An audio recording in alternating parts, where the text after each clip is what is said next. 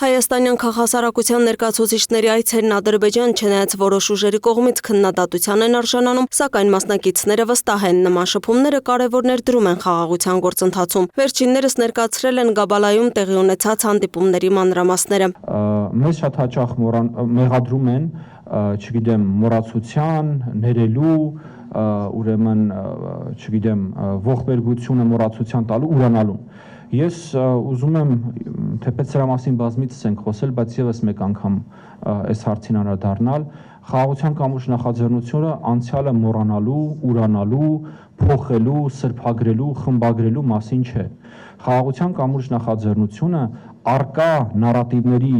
արկա պատմության, արկա իրականության կողքին նոր նարատիվներ, նոր հնարավորություններ ձևավորելու մասին է։ Ժողովրդավարության զարգացման հիմնադրամի տնօրեն Նաիրա Սուլթանյանն ընդգծեց, օրակարգի առանցքային թեմաներից մեկը եղել է հայ գերիների եւ պահվող անձանց հարցը։ Այդ խնդիրը չի տեղավորվում ընթացիկ խաղաղության գործընթացի տրամաբանության մեջ։ Անհետ կորածների հարցի մասով համապատասխան հանձնաժողովների աշխատանքը դեռ չի բավարարում ակնկալիքները։ Մի կողմի համար սա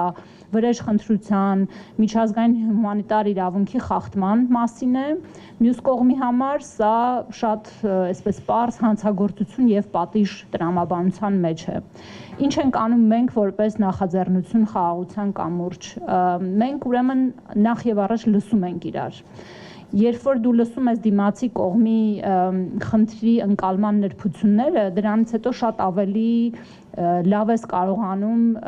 մոդելավորել լուծումները, որոնք իրատեսական պիտի լինեն։ Հանդիպումների ընթացքում կողմերը փոխադարձաբար ներկայացրել են նաև իրենց մտահոգությունները։ Ադրբեջանական կողմն էլ խոսել է ականների պայթյունից, տուժածների եւ 1990-ականների անհետ կորածների մասին, փորձելով այդ հարցերը ներառել քննարկումների ընդհանուր դաշտում։ Քաղաքասարակության ներկայացուցիչների խոսքով շփումները չեն սահմանափակվել միայն հումանիտար թեմաներով։ Քննարկվել են նաև մեդիադաշտում առկա նարատիվները։ Հայկական պատվիրակությունը բարձրաձայնել է ադրբեջանական պետական լրատվամիջոցներում հակահայկական հռետորաբանության խնդիրը, թեև որոշակի դրական տեղաշարժ արձանագրվել է պաշտոնական մակարդակում, սակայն մեդիադաշտում իրավիճակը շարունակում է մնալ մտահոգիչ։ Իրենց կողմից ընդունվեց, որ կան նման խնդիր,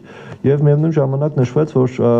իհարկե փոփոխությունները ժամանակ են պահանջում եւ միևնույն ժամանակ իրենք էլ բնականաբար մոնիտորինգ են իրականացնում հայկական մեդիաները եւ իրենք էլ իրենց մտահոգություններ ունեն հայկական մեդիադաշտում շրջանառվող որոշակի այսպես կոշտ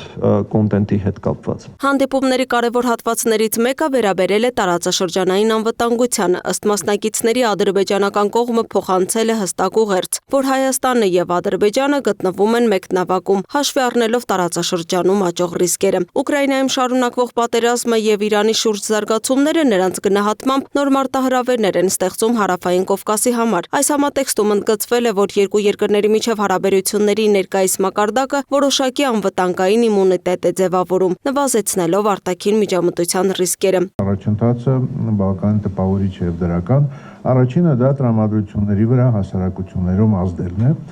եւ մեր ադրբեջանցի գործընկերները ներկայացրել են, թե ինչպիսի տարաբնույթ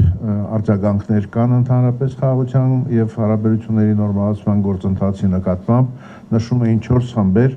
սկսած նրանցից, ովքեր ողջունում են հիմնականում գործընթացը Երևանի եւ Բաքվի միջև եւ վերջացած նրանցով, որոնք համարում են, որ Ադրբեջանը դեռ բոլոր իր նպատակները չի իրականացրել եւ դեռ պահանջելիք ունի եւ ստանալիք ունի։ Առանձնահատուկ ուշադրություն է դարձվել նաև տրանսպորտային հաղորդակցությունների ապաշրջափակման թեմային։ Քննարկվել է TRIP նախաձեռնությունը, որը դիտարկվում է որպես տարածաշրջանային կապուղիների վերագործարկման կարևոր բաղադրիչ։ Ադրբեջանական կողմի համար առաջնային է հատկապես Նախիջևանի հետ կապի ապահովումը, մինչդեռ հայկական կողմում առկա են մտահոգություններ կապված հնարավոր անվտանգային ռիսկերի հետ, հատկապես Իրանի շուրջ զարգացումների ֆոնին։ Մենք Գաբալայից հասել ենք Հայաստանի Հանրապետության սահման Ղազախի շրջանում, որը մոտ 300 կիլոմետր է, շատ ավելի կարճ ժամանակահատվածում, դա հիմնականում Վրաստան-Ադրբեջան միջպետական ճանապարհի հատվածներ, քան 170 կիլոմետր Հայաստանի տարածքով, որ ոսկեպար Երևան հատվածում։ Այսինքն սա նաև ցուցիչ է, ինչ որակի են մեր կոմունիկացիաները։ Մենք խոսում ենք երկու միջպետական կարգավիճակ,